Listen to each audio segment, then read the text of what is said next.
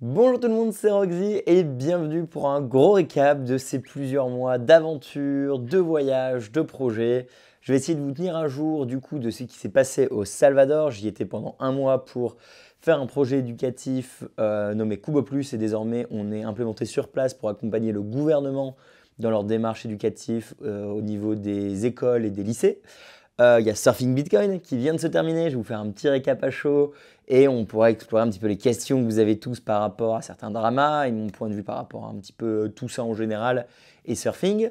Et enfin, le dernier point, c'est un petit peu les news de DB en général, l'université qui avance énormément, peut-être que vous l'avez vu, la suite du projet, où est-ce qu'on en est.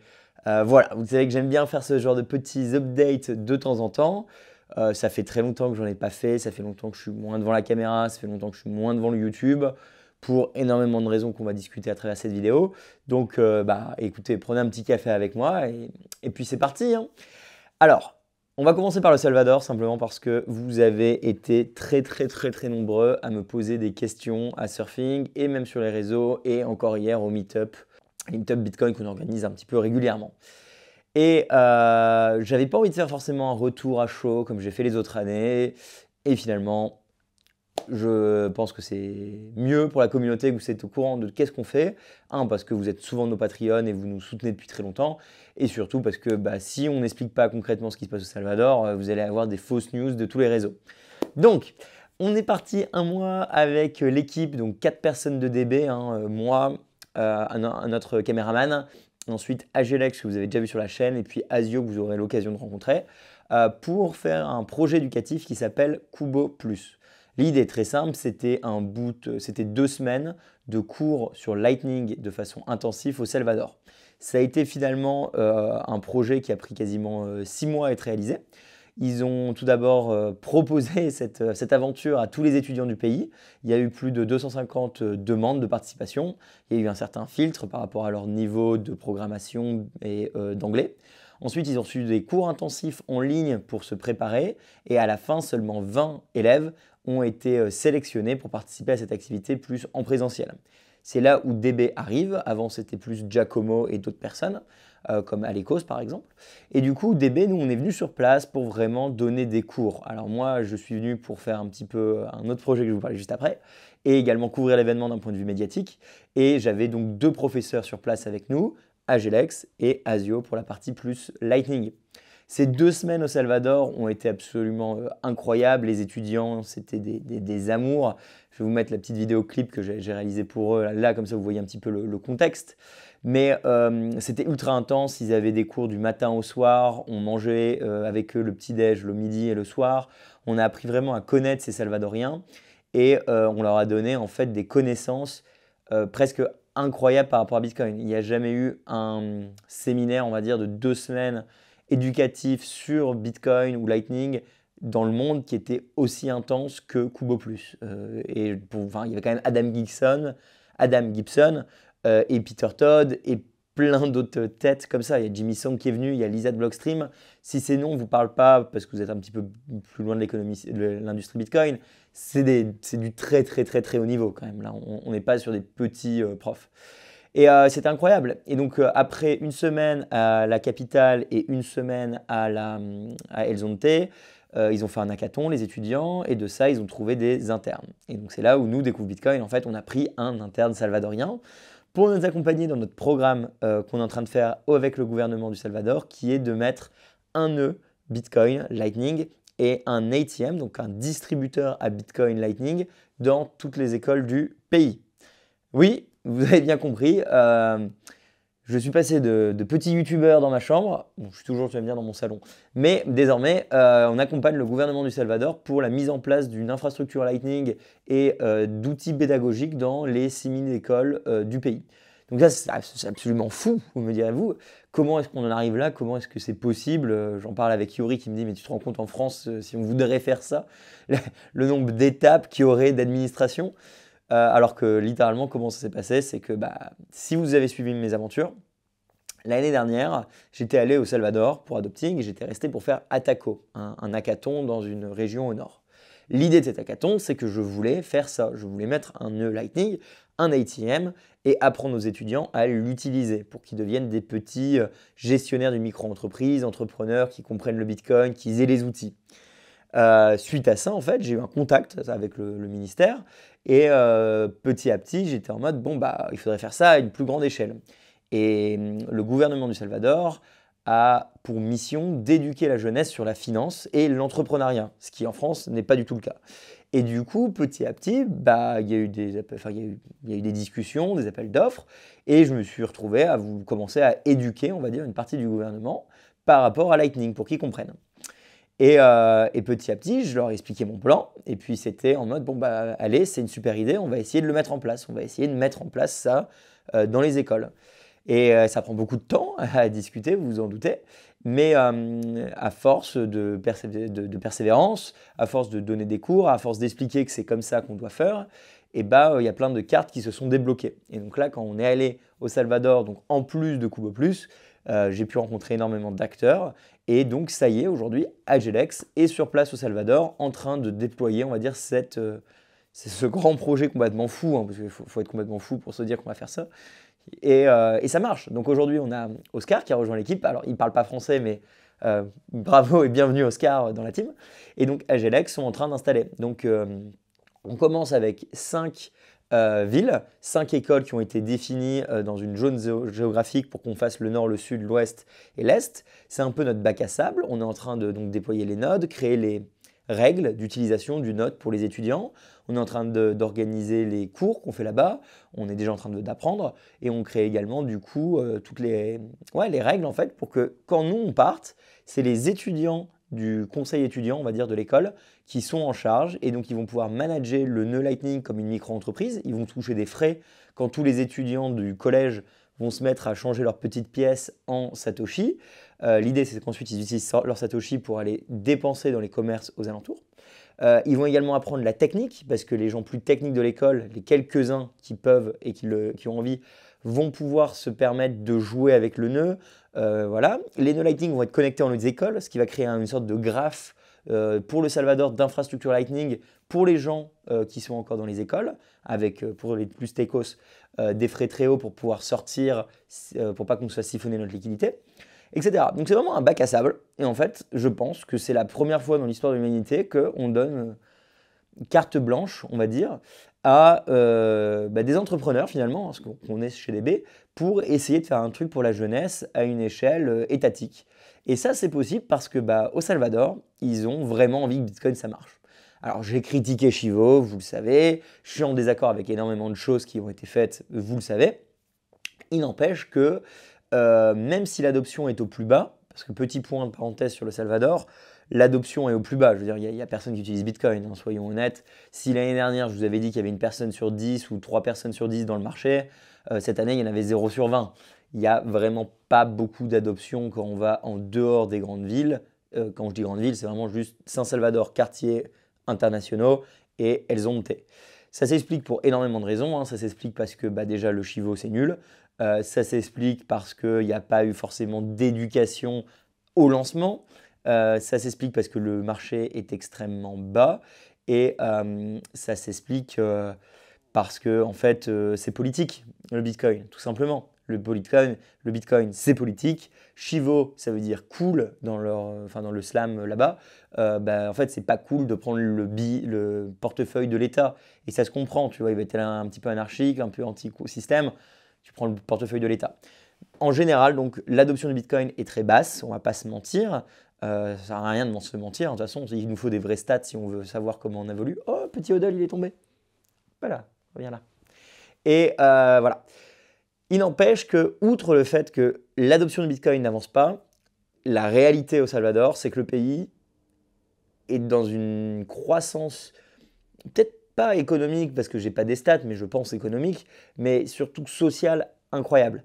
Concrètement, ce que a fait Bukele, c'est un miracle, il a détruit la violence. Alors oui, je vous entends, il a mis 60 000 personnes, 100 000 personnes en prison, et oui, il va les laisser mourir. Je suis complètement d'accord. Il n'empêche que les gens ne meurent plus dans la rue. Il n'empêche que quand on parle avec les Salvadoriens, ils sont libres. Quand on parle avec des entrepreneurs, ils peuvent entreprendre. Quand on parle avec les adultes, ils ne voient plus leurs amis mourir. Il faut vraiment comprendre qu'avant, Et enfin, je veux dire, je suis là-bas, comme je parle avec des Salvadoriens, je parle espagnol, donc on va dire que je sais pas comment on appelle ça, mais c'est des sources de premier ordre. Concrètement, avant, on avait 10 connaissances, un Salvadorien avait en moyenne 10 connaissances qui mouraient par an. Une personne très proche, mais 10 connaissances. Ça peut être votre voisin, le gars qui tenait le magasin au bout de votre rue, quoi. Euh, voilà, 10, c'est colossal. Euh, les jeunes, tu étais dans le mauvais quartier, tu te faisais tuer, peu importe ton âge. Les histoires que ces étudiants nous ont racontées, il y en a, c'est horrible. Je peux même pas la dire en caméra, quoi. Euh, Ça, c'était avant. Désormais, il n'y a plus de meurtre, il n'y a plus de violence, il n'y a plus d'armes dans la rue. Première fois où j'y suis allé, il y avait des flingues tous les 10 mètres. Deuxième fois, il n'y avait que les gardes qui étaient très armés. Là, cette année, il y a toujours les gardes, mais moins de gardes. Et ils sont plus le doigt sur la détente. Ils ont beaucoup moins peur, en fait. Tout simplement, la population entière n'a plus peur. Et ce miracle, on va dire, de sécurité, c'est quelque chose qui est assez incroyable. Et de notre point de vue européen, on ne peut pas le comprendre. Le New York Times ne peut pas comprendre pourquoi les prisonniers sont maltraités. Il n'empêche que, ok, les gens meurent en prison, ok, il y a des innocents en prison, certes, mais n'avoir qu'un seul mort par an désormais, pour eux, c'est un prix complètement acceptable. Et, euh, et c'est compliqué à comprendre, et je peux comprendre qu'on peut ne pas être d'accord avec la politique de Bukele, mais c'est un peu la réalité que moi je vois depuis mes 3 ans de voyage là-bas, et c'est assez ouf, c'est un pays vraiment safe en fait. Et, euh, oui, alors je sais plus, attends, si, c'est ça, donc c'est ça qui est assez ouf. L'infrastructure est également en plein essor, hein. Je veux dire, ils ont refait toutes les routes, ils construisent des kubos, donc en fait c'est un substitut de l'école pour accompagner les gens d'un point de vue local. Euh, les lois sont faites pour l'entrepreneuriat, les gens se disent que c'est désormais possible. Donc c'est assez ouf, et finalement le prix à payer, bon bah ils le payent. Et nous on peut pas. On n'était pas dans leur peau en fait. On n'a pas compris c'était quoi 15 ans de violence. On n'a pas compris c'était quoi une guerre civile, puis une hyperinflation, puis 15 ans littéralement de gangs qui vous prennent tout. C'est-à-dire que vous soyez un petit vendeur dans la rue qui fait 2 euros, enfin 2 dollars par jour, ou que vous soyez un hôtel de luxe, la mafia va venir et va vous prendre quasiment 25% de tout ce que vous avez fait, quoi. Et si vous refusez, vous êtes tué. Et vous allez donc donner votre pièce de 50 centimes à la mafia tous les jours, alors que vous gagnez 2 euros. C'est ouf. Alors vous pourrez me dire, oui, l'État c'est une mafia et on remplace une mafia par une autre. Et je vous le donne, très bien. Mais il n'y a pas ce. Enfin, voilà, c'est ouf quoi. Et donc se dire que bah, les Salvadoriens sont pro-Bukele à 80% d'après l'opposition, le fait que tout le monde soit en mode, bah ok, c'est bon, enfin, il nous a libérés, c'est comme si vous avez été maltraité, volé, et ils ont tué vos proches pendant 14 ans, et que d'un coup quelqu'un arrive et les fout en prison. Bah ok, la prison elle est peut-être pas très clean, mais c'est quoi votre ressenti en tant que Salvadorien? Et voilà, donc c'est pas un coup de gueule, mais comme je vois souvent des headlines un peu internationaux, bah en fait, quand tu es sur place, oui, voilà, le documentaire d'Arte typiquement, tu vois. Enfin, ou des trucs comme ça, tu as envie de dire, ouais, mais en fait, vous n'êtes pas vrai. Enfin, faut se mettre dans la place de ces gens-là, quoi. Ils ont rien, ils avaient rien, désormais ils ont quelque chose, ils ont de l'espoir, ils peuvent faire des choses. Et ça, c'est ouf. Et ça se voit chez les jeunes. Et c'est pour ça que nous, notre mission, c'est d'aider dans les écoles pour qu'ils se mettent à entreprendre, à comprendre la finance. Et Bitcoin, en fait, c'est l'outil qu'on implémente pour qu'ils comprennent la finance et l'entrepreneuriat. Donc pour tous ceux qui me demandent qu'est-ce que je fais au Salvador, pourquoi Agelex est au Salvador, et ben, vous avez l'explication, tout simplement, c'est ça qu'on fait. Ça se traduit en quoi? Ça se traduit qu'on va dans les écoles, qu'on donne des cours, qu'on leur met du hardware, on leur met comme si on était Orange en fait. Et Orange, on arrivait quelque part et on mettait un petit boîtier et les gens utilisent ce petit boîtier. Pour ceux qui seraient très généralistes, c'est un petit peu ça qu'on fait concrètement.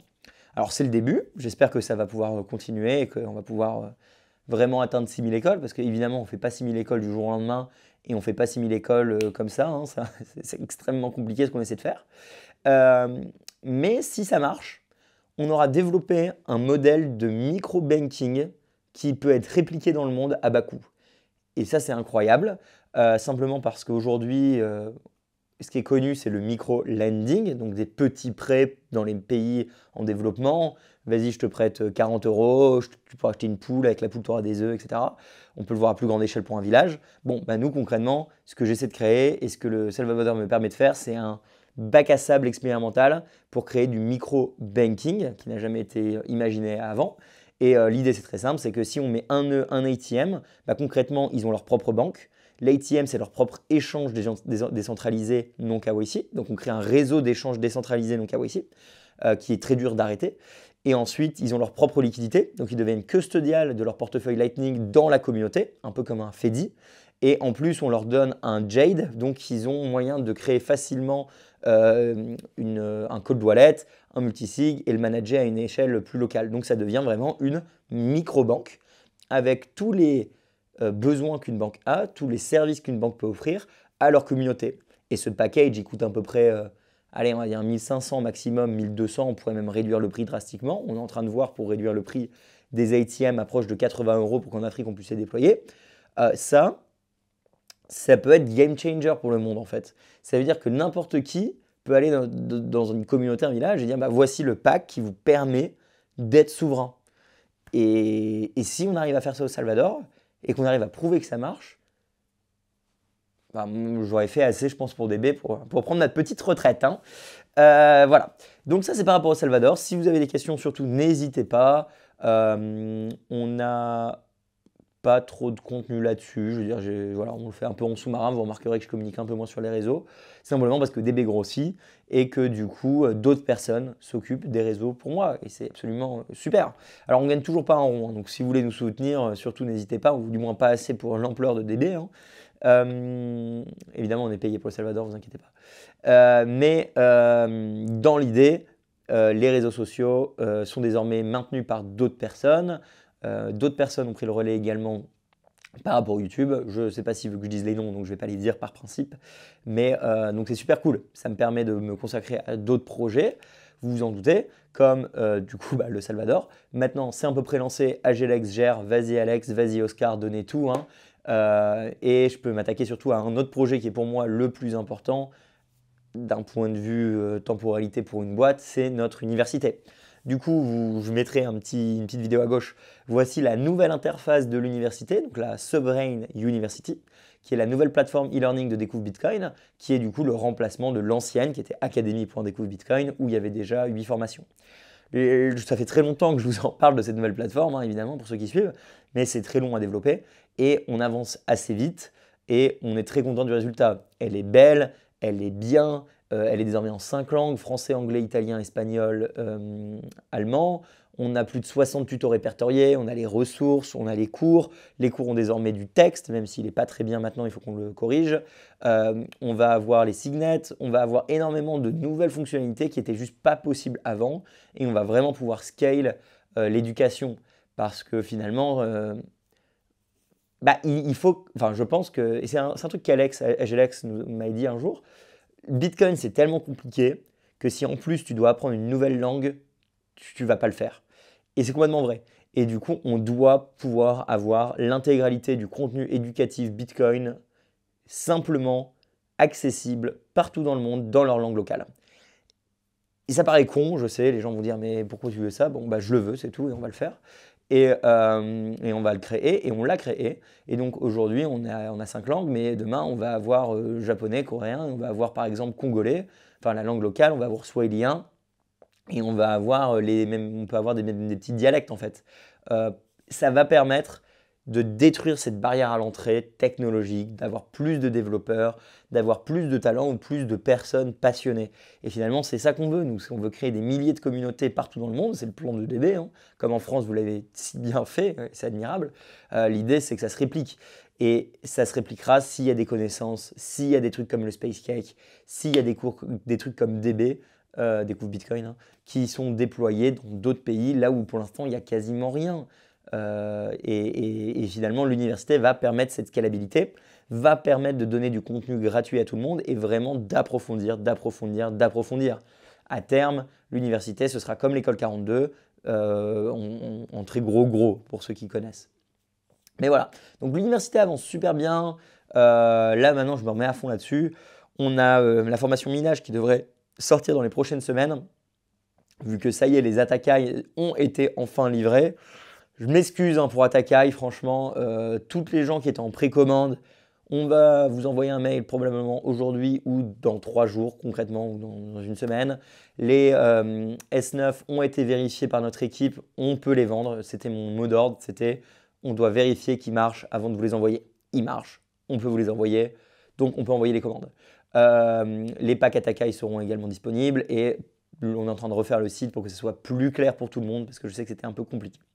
Mais bref, formation minage, David Saint-Ange a quasiment fini sa formation sur les hyperinflations et ensuite on a des formations sur le Lightning Network et beaucoup plus de formations en fait, qui vont arriver. Vous allez réaliser là que DB va accélérer. Si vous pensiez qu'on allait vite, ça va accélérer. Très vite, ça va beaucoup accélérer. Donc voilà, c'est une vraie fierté et ça c'est possible grâce à l'équipe. Clairement aujourd'hui DB, pour une autre question que vous me posez tout le temps, je ne suis plus tout seul. Alors on a des problèmes financiers évidemment parce que on a un projet open source, le business model arrive on va dire, mais pour l'instant c'est un peu bancal, mais on est quasiment 5, j'ai pas envie de dire temps plein, mais presque, on va dire dans l'équipe core, notre designer que je ne vais pas citer, Lounès en CTO, Agelex et au Salvador temps plein, Oscar on va dire, ouais en fait 6 maintenant, Oscar temps plein, on a toujours Rachel. On a la personne qui s'occupe de YouTube, pareil, je ne sais pas si je peux dire son nom. Et après, on a plein d'autres personnes qui collaborent juste en dessous, mais pas à temps plein. Je veux dire Gloire et plein d'autres que vous pourrez retrouver sur notre page si vous voulez voir la team.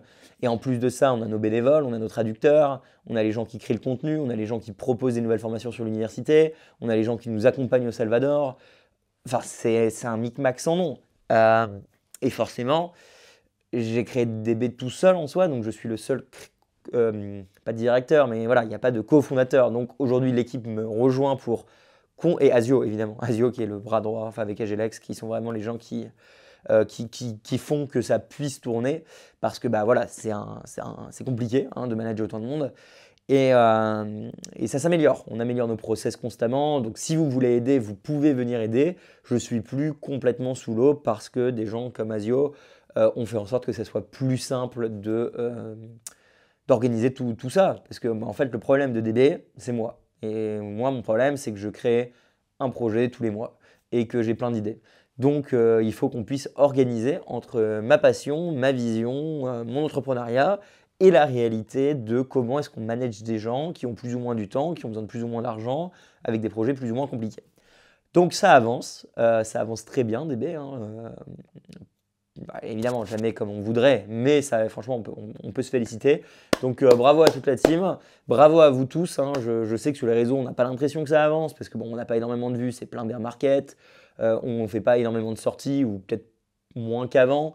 Mais la réalité, c'est que nos bases sont toujours de plus en plus solides. Et ça, c'est absolument super. J'espère pouvoir vous donner d'excellentes nouvelles dans les prochains mois. Mais en attendant, c'est tout ce que je peux vous dire.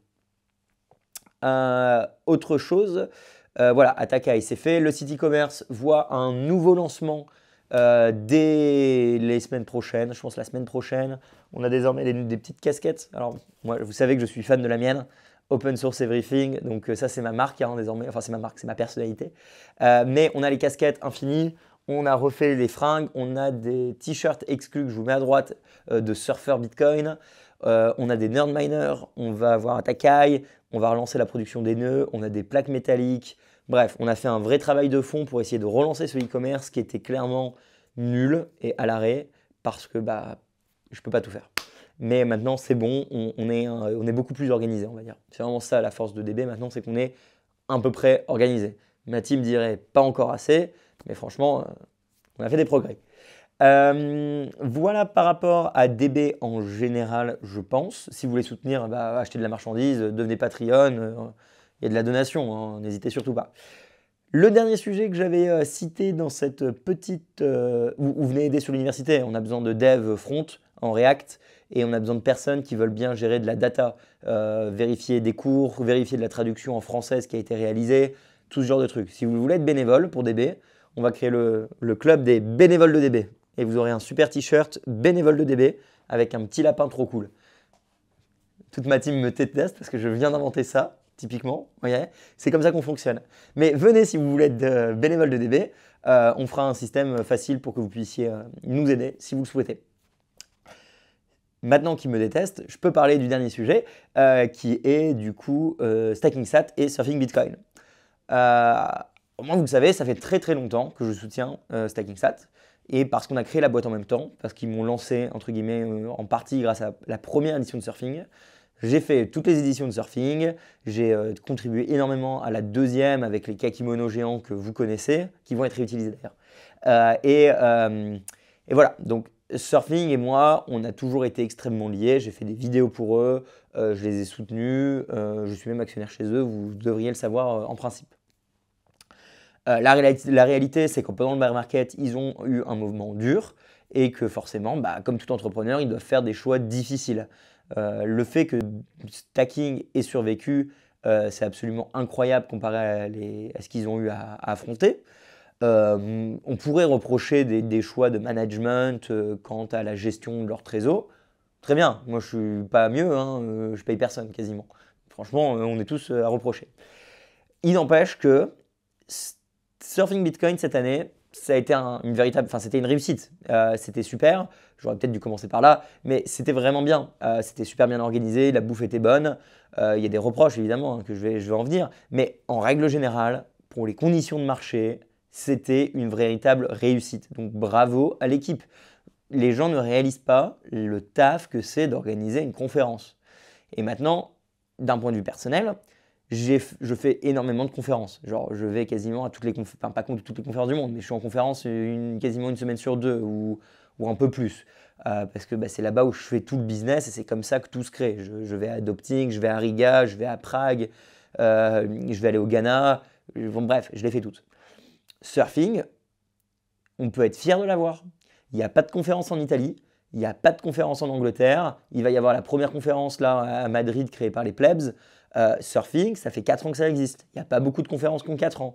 Surfing, l'année dernière, c'était 1400 personnes, plein d'internationaux et dans le top 5 des plus grosses conférences au monde.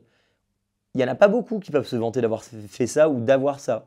Encore aujourd'hui, Surfing, c'est franchement, en truc 2 scènes internationales de 3 jours, c'est dans le top 10 des conférences au monde.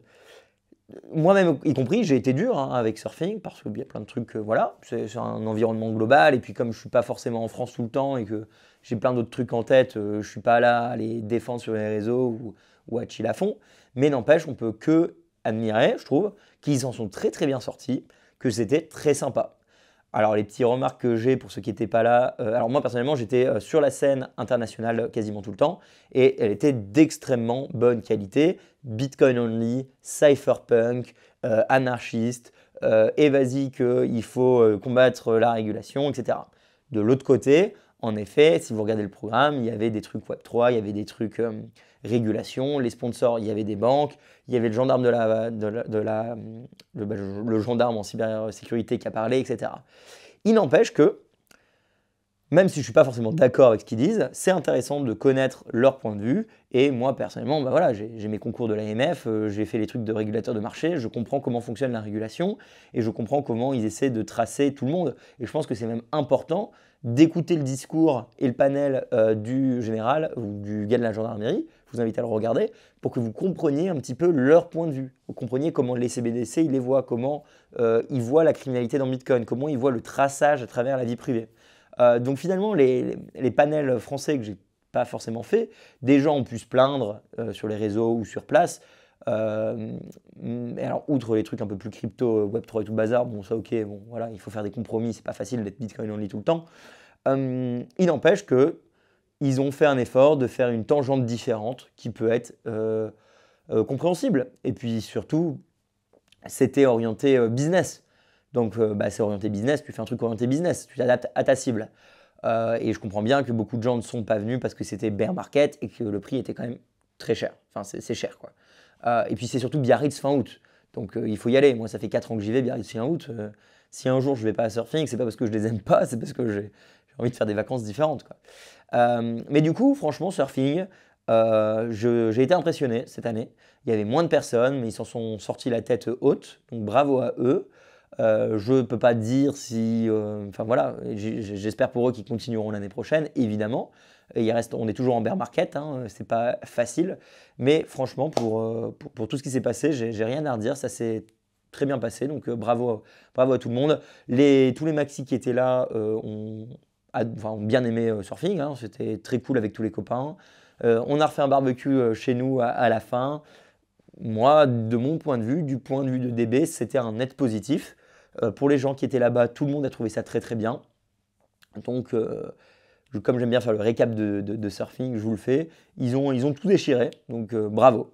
Par rapport au drama sur Twitter, no comment, hein, honnêtement. Voilà, je pense que j'ai répondu. J'ai pas de boule magique, je sais pas, j'ai pas d'infos, j'ai comme vous.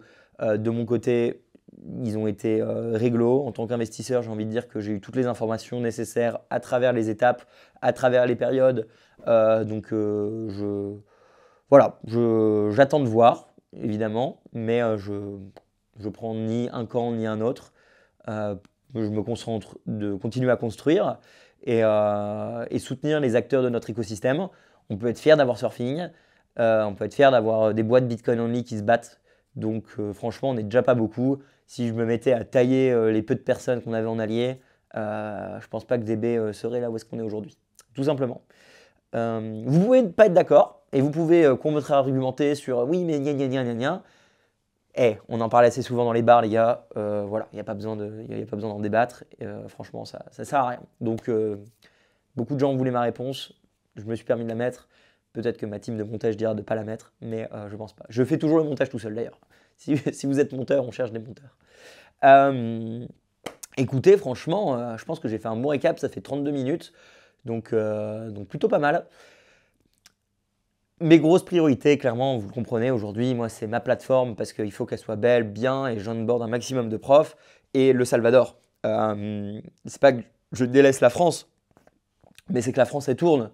Les ambassadeurs font un super taf, le BEF était incroyable. Il y a une nouvelle conférence qui est en train de se passer, qui va se dérouler à Annecy, c'est oufissime. Je suis également rapproché de la communauté suisse Bitcoin. Voilà, pour moi, Bitcoin, c'est un changement mondial, et vous le savez, je vous le dis souvent.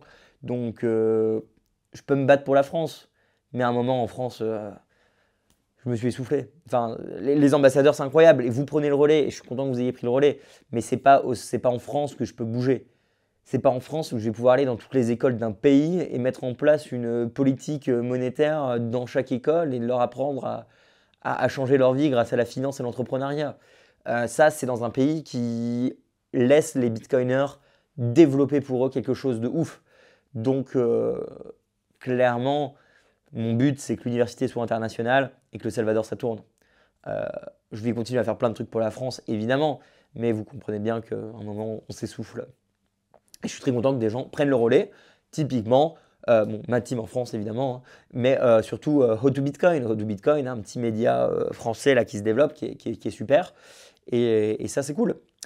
Voilà, écoutez les amis, on a plein de surprises qui vont arriver, on se professionnalise énormément, on grossit et on avance. Donc, merci à vous hein, de m'avoir... Putain, je vais encore pleurer. À chaque fois que je fais ces vidéos, je pleure et du coup, j'arrête d'en faire, tout simplement. Mais non, merci à vous de m'avoir emmené jusque-là. Merci à ma team qui pousse, ma team construit le bateau, ensemble vous êtes le vent qui pousse la voile et moi je suis le malade de vent, capitaine, allez go go go go, on avance. Les CBDC ça arrive, hein.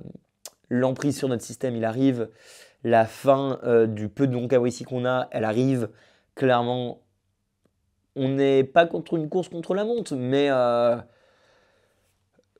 il faut qu'on continue. Il faut qu'on se batte. Et vous l'avez bien compris, et je pense qu'à travers toutes les vidéos que j'ai faites, vous l'avez compris ce message. Et donc c'est cool de voir que vous êtes tous derrière nous à fond.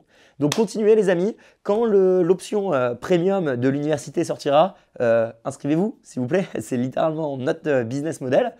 Donc si vous le faites, je gagne.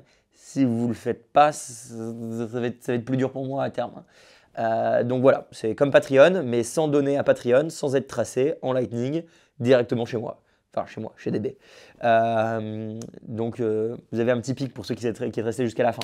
Ça devrait arriver, je ne sais pas quand, je dirais 1 mois, 2 mois. Mais on vous tient au courant. Écoutez les amis, sur ce, je vous fais plein de bisous, je vous remercie. J'espère que vous avez passé d'excellentes vacances. J'ai pu me reposer également, hein, j'ai pu me reposer 4 jours. Donc vous inquiétez pas pour moi, je suis en pleine forme. Et on est reparti pour une grosse rentrée, tous ensemble. Donc continuez à apprendre, continuez à développer votre communauté, continuez à développer vos connaissances, allez au meet-up, apprenez. Ensemble, on continue cette longue journée, le marathon qui ne fait que commencer. Hein. C'était quoi l'objectif? 1 milliard de personnes en 10 ans, et j'ai dit ça il y a 2 ans et demi. Bon, bah, j'ai encore 8 ou 7 ans pour onboard encore 1 milliard de personnes. Et écoutez, c'est un hockey stick, hein. On y va les amis. Allez, je vous fais un bisou. Merci à vous tous et pas à la semaine prochaine, plus comme avant, ni au mois prochain, mais quand l'envie m'en prendra, quand les news le permettront et quand je sentirai que c'est nécessaire. Allez, je vous adore. Bisous. Merci d'avoir écouté la vidéo. Pour nous suivre sur les réseaux, c'est Découvre Bitcoin. Un grand merci aux Patreon, aux personnes qui font des donations ou qui nous soutiennent via le e-commerce pour qu'on puisse continuer à fournir des formations, tutoriels et interviews gratuites en 3 langues. Pour plus d'informations sur Bitcoin ou pour n'importe quelle autre question, rendez-vous directement sur www.découvrebitcoin.com. On se retrouve pour la prochaine vidéo. À bientôt les amis.